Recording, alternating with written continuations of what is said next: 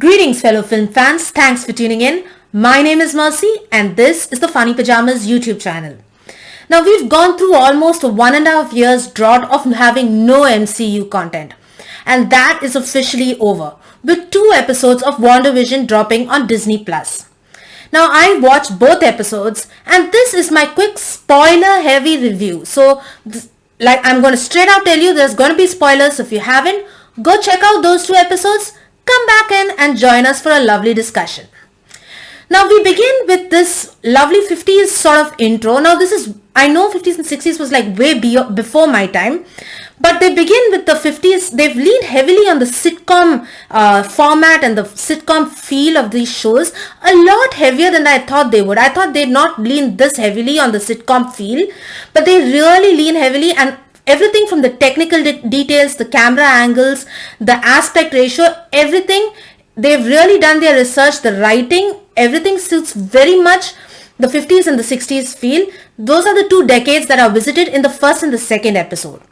Now the first episode, we begin with the starting jingle, and what I really liked about both these episodes was that each episode has its own unique starting opening intro jingle, and I thought that was unique. They're going to keep up this trend with a new introduction, a new opening in before each episode. I am interested, and I did love both of them. I liked the second opening a bit more than the first. Anyway, they begin with this classic intro, and Wanda and Vision are just newly married, and they are coming to the town of Westview. Now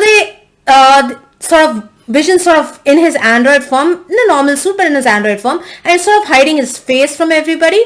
And then they come into the house and they're getting settled in. And as they get settled in, Vision's off to his new job, and Wanda is now getting comfortable around cooking, getting used to stuff. And I love the jokes that they peppered in. Lovely stuff in here. I enjoyed, most of the laughs landed for me. And I love the total feel of it. And let me tell you, Elizabeth Olsen and Paul Bettany are amazing in this show. They really bring out the over-exaggerated feel, and I thought Paul Bettany brought out his comedic chops really well. They really lean heavily into the characters. They have done their work, and it suits the era perfectly. And the over-exaggeration, the actions, the movements, the way they show their facial expressions, all of it is spot on. Now, as we move ahead, Paul Bettany, that is Vision, heads off to his job. Wanda's chilling in the house, and before they go, they see a small heart on the date 23rd. And they are sort of wondering what that date is, and neither of them wants to admit that they forgot what the date is. And this is where a sort of aspect comes. They seem to be, a lot of it seems to be happening where the directors certainly know what's going on. And a lot of it, the characters don't seem to know exactly what's going on.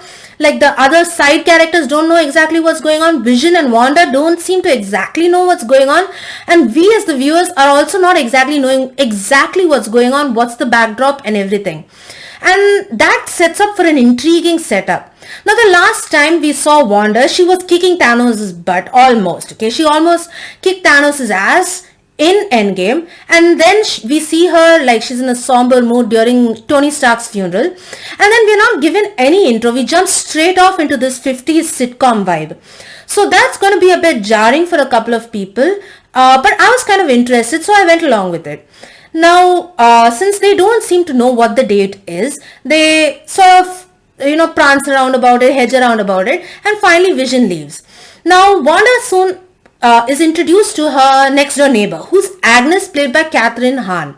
Now, Kathryn Hahn, I did not expect her to play a very heavy role in this, but from the first 2 episodes I saw, she does seem to be playing a pretty important role, and I think that's going to carry on further into the further episodes. I'm interested to see. I think she's an amazing, very versatile actress, and she's bang on the role here. She does her role in both the episodes. Definitely a standout, but not as much as Elizabeth Olsen or Paul Bettany, but I definitely think Kathryn Hahn was spot on in her character. How it will further improve, how it will develop, how it will work out, that we'll have to see further on ahead. Here's hoping. So Agnes introduces herself to Wanda, and they start chatting, and then Wanda comes to the conclusion that 23rd is their anniversary. She doesn't seem to know. Once again, sort of bringing in the thing that she doesn't really seem to be knowing what's going on, sort of. And Paul Bettany comes to the conclusion, after some talking in the office, his boss comes over and tells him, see, we are going to, I hope you're ready for our, this visit to your place today for the dinner me and my wife are having with you. So so Vision is like, oh, okay. And the name of his boss is Mr. Hart. So he assumes that 23rd is the date when Mr. Hart will come over for dinner.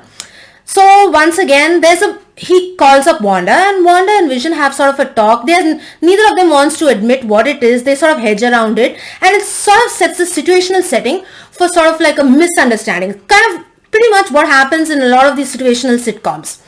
So they have a bit of a misunderstanding. Wanda thinking it's the anniversary, and Vision thinking, yes, it's because I'm bringing my boss over. So it's dinner time, and Wanda set the mood, soft candlelight music. She's dressed up all nice like and all that. And Vision walks in with his boss. And now Wanda's put in a spot. She needs to quickly grub up some dinner, needs to make it fantastic for Vision's boss. And she's trying to use magic to get it done. And the whole thing surrounds how Vision is trying to prevent the boss from finding out that she's actually using magic. Every time it seems to slip, and it's like it's going to be revealed that she's using magic, and just then Vision swoops in and tries to prevent the boss from finding out. Now this pretty much plays on in a pretty comedic manner, but in this episode there are certain points which go out of it and give you sort of the really eerie music and the camera angles and kind of what happens. It gives you a really Twilightish feel. Like during the dinner, the boss is asking Vision and Wanda, when did you come? When did you get married? How did you come here? Why did you come here? Where are you from? Etc. etc. And you can see Wanda's getting kind of tensed, and as she gets tense, you see the boss starting to choke. Now, is it Wanda doing it, or is it something? I think because she's losing her cool, she loses control of this world. Now, I am thinking she has created this pocket dimension, this world for herself, in which she's so submerged, and mainly because we know Vision died in Endgame. So I'm guessing pretty much like what I believe is the storyline for the House of M, which I think they will be leaning on heavily for this show. I do think that they'll be following a couple of lines from the House of M comic run. So I do think Wanda has created her own pocket dimension, her own alternate reality. We do know WandaVision, Doctor Strange 2 and Spider-Man 3 all are going to be exploring the multiverse, and they're sort of forming the same arc. So it's possible the multiverse comes into play in this. I'm interested in seeing how this leads into Spider-Man 3 and then to Doctor Strange 2. So it's definitely going to go zany. Now, I did not expect how zany and crazy and wacky this show would be. Now, I have to say, for an MCU fan, mostly you come for MCU movies for the big blockbuster action set pieces and the spectacle of the movies and the big effects and stuff. But as such, the first 2 episodes, there's absolutely no action, and there's pretty much, like I said, it follows exactly like a sitcom, except both the episodes are peppered in with these really creepy, eerie moments which have like a Twilightish feel, and the overall feel you get is like the Truman Show or Pleasantville or something of the sort. So anyway, we end episode 1 with Wanda and Vision sitting on the couch, and they're realizing that they don't know many things, but including that they don't even have their rings. And then Wanda uses her magic and she brings forth rings on their hands. So it sort of ends with that, and then they zoom out. Now it zooms out like a normal television, and then you see it like it's a screen, and there's someone taking notes, and the symbol of sword is there. Now they sort of teased sword at the end of Spider-Man Far From Home, particularly when Nick Fury is. Now sword is they're like sort of like S.H.I.E.L.D. but more on a galactic level. S.H.I.E.L.D. is more earthbound, and Agents of the Sword are like on a more galactic level, and they sort of teased this at the end of Spider-Man Far From Home in the post credits. Now in WandaVision, now we end with that. Now, so like that choking scene that I did say, that it's sort of very creepy because particularly the way it's done. And then at that 1 minute, Wanda is like, she drops her persona of a charming, 50s housewife, and she's like, Vision, help him. And it's like exactly the type of voice she would use in the normal MCU. So moving forward, we move to the second episode. I enjoyed the second episode a bit more than the first episode. The first episode sort of set it up, sort of like they are these superpowered beings trying to live out the life like ordinary humans. They don't want anyone to know that they are, they have superpowers or they're capable of all these crazy stuff. The second episode begins once again with a new intro, and I love this. It's a small like animated thing, and I really enjoyed this. And we begin with Wanda and Vision practicing for a magic event which is going to be held in their, which is going to be like for a talent show in their neighborhood. And Wanda goes off to meet the queen bee in the neighborhood, and Vision heads off gentlemen of the neighborhood. So all the men are like, they are in this room and they're chatting, and first they're standoffish. They don't want to let Vision join them. And then Vision sort of, he just sits down and he starts cracking jokes, and the guys are like, okay, yeah, he has a sense of humor. He's pretty funny. He can be one of the guys, sort of. And then Wanda, meanwhile, and once again, Agnes comes in. Agnes is their neighbor. Like I said, Catherine Hahn. And Agnes introduces her to Dottie and tells her like, see, she's into everything, all the major clubs, all the major activities. You want to have a happy time here, you want to be good, respected, you need to get into her good graces. So they're all like talking in this country club sort of location, and they're discussing their plan for the talent show. And Dottie is like, she's cold to many of them, and Wanda doesn't doesn't make the biggest impression on her. And it's in their interaction that one scene comes once again, like I said, the Twilight Zone feel, totally different movie. The Twilight Zone feel, and there's a voice Dottie is sort of pressurizing her and asking her, see, I don't trust you. I don't believe in you and your husband, Vision. I've heard a lot about you. I don't trust you. And you can see that Wanda is getting a little worked up. And just when this happens, there's sort of the radio starts, malfunctioning, and you hear a voice saying, Wanda, what's wrong? Who's doing this to you? What happened? Sort of. This we saw in the trailers, and that's what comes here. And just when that happens, the glass in Dottie's hand explodes and she gets a cut. And on the cut, you see her all this is black and white, but when she gets the blood is red. It's no longer in black and white, so you got this really crazy feel. And then then it's like a switch is turned off and they go back to their normal banter, and Wanda sort of cools down. Now the next scene is the talent show where Wanda and Vision have to present a magician act. Now they need to do this magic without using their powers, sort of, so that nobody is tipped off that they are superhumans or super androids in this case also.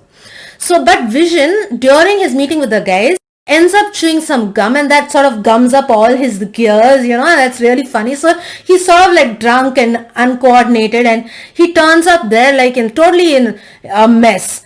And he, instead of doing the acts that they had pre-planned, the way they had done, he starts using his powers. And Wanda's got to come up on the spot, on the fly, with ideas of how to make it look believable, And eventually the whole thing is like a whole big, fiasco. And eventually they're like, okay, we screwed up our chance to make a good impression in the neighborhood. But eventually they think the people really had quite a blast. So Dottie gives them the award for the best comedy act. So then they come back, and all this was a talent show that was done for the children. So all of them cut to the next scene, and Vision and Wanda are back in their house. Now I've got to tell you this, the second episode begins with Wanda and Vision in their room, in their bedroom, and there's a thumping sound on the window outside, and Vision's scared, and Wanda's like, go check it out and all. Then when they open the window, they see it's just a branch hitting the window.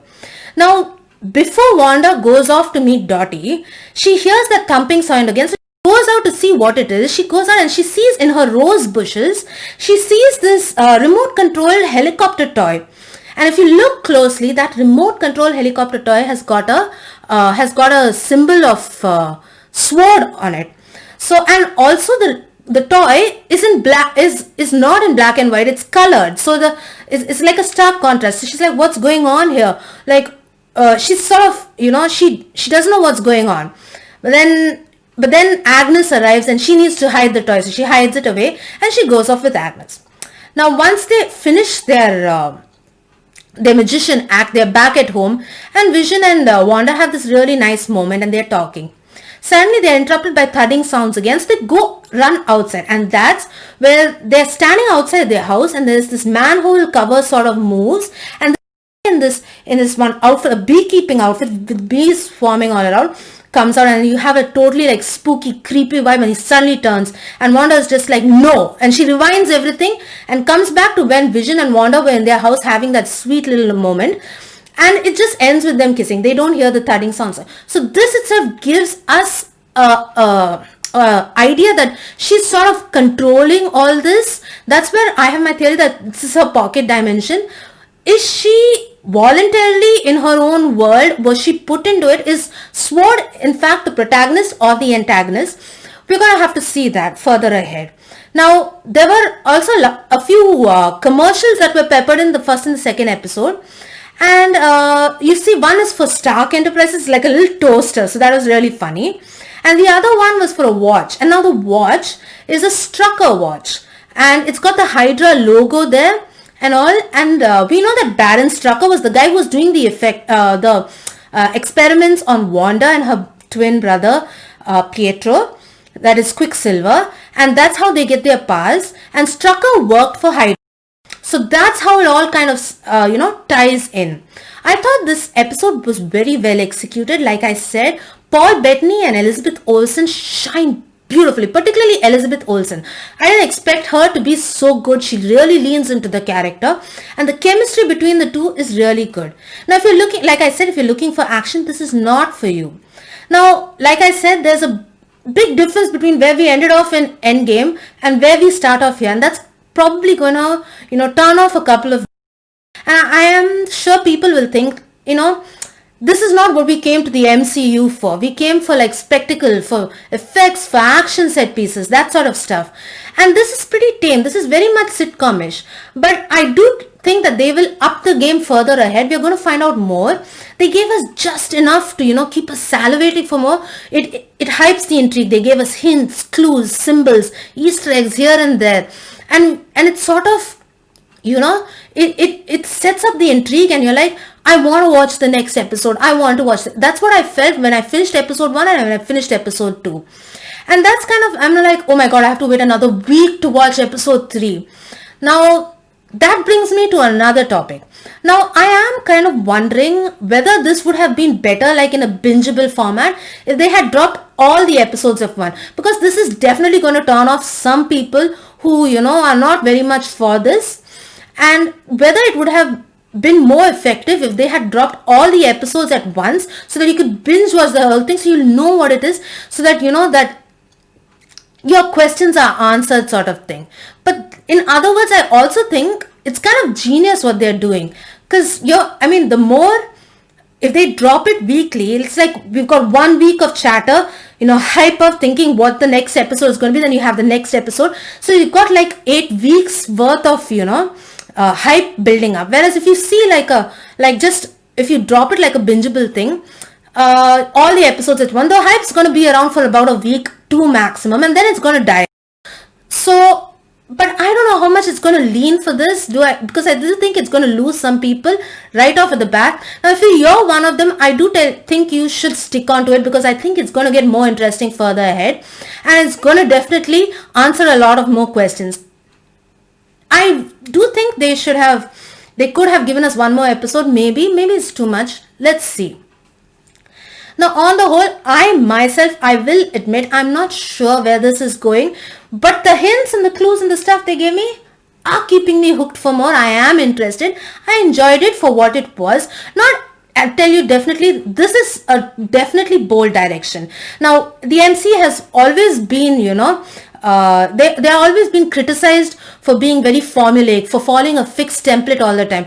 And I do think that they have, taken a bold risk in this. This is a total departure from what they are used to. I do think they're going to lean a little bit more on the horror aspect, and that way I am interested to see how this will proceed.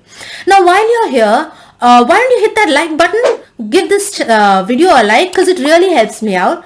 Hit that beautiful red subscribe button down below. Become a subscriber to my channel if you haven't done so already.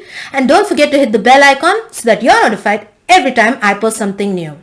What are your theories moving on further ahead? I'm interested to seeing this. Like I'm so hyped for Spider-Man 3, seeing as how Maguire and how Tobey Maguire and Andrew Garfield are coming back, also with Electro. Not my favorite Spider-Man villain, but Electro and Alfred Molina as Doc Ock. So I'm interested. I'm interested seeing how it ties in. Now I am thinking that they're going to use the House of M line, but in House of M she wills the mutants out of existence. And in this, I do think they'll be using it sort of maybe to bring in the mutants, most probably, which will happen most further ahead in phase 5. For phase 4, I think they've already plotted it out. I don't think mutants will come in phase 4. And at the end of the second episode, we see that Wanda's like, she's suddenly, it's like a snap a minute, and then she's pregnant. Now we do know in the comics that Wanda and Vision had a pair of twins, so they had Speed and Wiccan, I believe. So that's going to come in, and we do see it in the trailers. Here's really looking forward to the next episode. I hope it gives me more meat to dig into, more to, more clues, because that's really thing. How does this tie into the overall MCU, and how do the characters fit in? They do introduce Teyonah Parris, who we know from our previous reports and all the articles that have gone that she's going to be playing Monica Rambeau. That is she's going to be playing Monica Rambeau, that is Mariah Rambeau, that is Captain Marvel's best friend's daughter, and she's all grown up in this. And I do think she will be playing an agent of SWORD. So I do think she'll be playing, maybe she's like a mole sort of thing in here. And how this plays really exciting. I want to see, absolutely not what I expected from the MCU. And I did not, like I said, I didn't expect them to lean so heavily on the sitcom feel, but I thought it worked out fine for what it is. I am looking forward to the next episodes, and I do hope they progress it further. So on the whole, I will say, I'm not sure what to say about this. I loved it for what it is, but I am looking forward to more. Now, you can me simply at Mercy_D on Twitter, or on Mercy_SD on Instagram. Funny Pajamas has its own Facebook page, so be sure to check it out. Funny, simply at funny.pajamas, pajamas with a Y. And we've also got a website, so be sure to check it out. There are editorials and reviews. I know I've not put up much recently, but there are some interesting stuff, so go check that out. Simply at www.funny-pajamas.com. Need I say it? Pajamas with a Y. And you can always email me. I'd love to hear from you at simply at mercy@funny-pajamas.com. Pajamas with a Y. Love to hear from you. Hit the comment section below. We're all fans here. And since this is spoiler heavy, your theories, your thoughts, what you think, because we're all fans, and I'm so glad that the drought of having no MCU movies is over, and I'm waiting to see this content, and I am excited for Falcon and Winter Soldier. I will say WandaVision was not at my top. That place firmly belonged to the Loki series. Big fan of the Loki character. But I am really interested, and I really love the stuff they've given us so far. Well, this is Mercy. That's it I've got for you right now. So this is Mercy signing out. Bye. Have a good one.